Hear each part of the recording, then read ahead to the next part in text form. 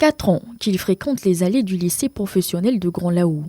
Herman, stagiaire en BT, filière maintenance et machines marines, est passionné par les métiers de la mer.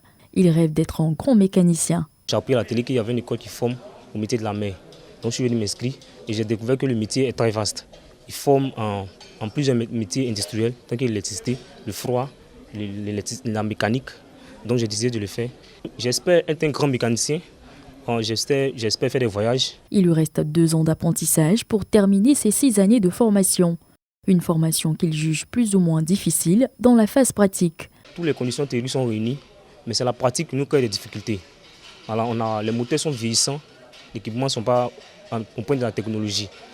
La piscine n'est pas disponible, un mécanicien marin doit nager, il n'y a pas de piscine. L'enseignant même pour le TP manque. Ouvert en 2002, l'établissement a été le fruit d'une coopération entre l'État de Côte d'Ivoire et le Royaume d'Espagne. Plusieurs promotions ont été formées au métier de la mer. 20 ans plus tard, l'école a perdu son lustre d'antan. Aujourd'hui, quelque peu en état de délabrement. Une situation que le ministre de l'Enseignement technique Kofi Nguessan est venu constater de visu dans cette région des Grands Ponts.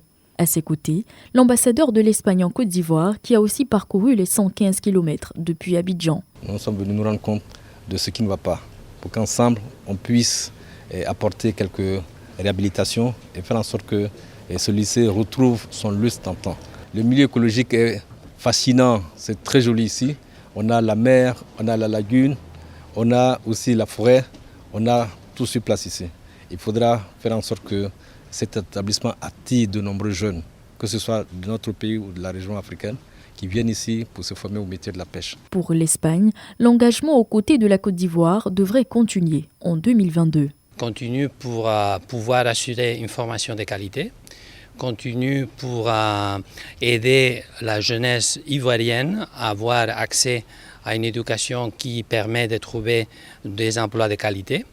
Avec le ministère de la formation professionnelle et de l'enseignement technique et l'apprentissage, on va travailler ensemble pour voir un cadre de coopération qui permettra à l'Espagne d'être plus engagée avec les défis de développement de la Côte d'Ivoire. Offrir les meilleures conditions d'apprentissage possibles aux jeunes et les former au métier reste l'ambition de l'État ivoirien.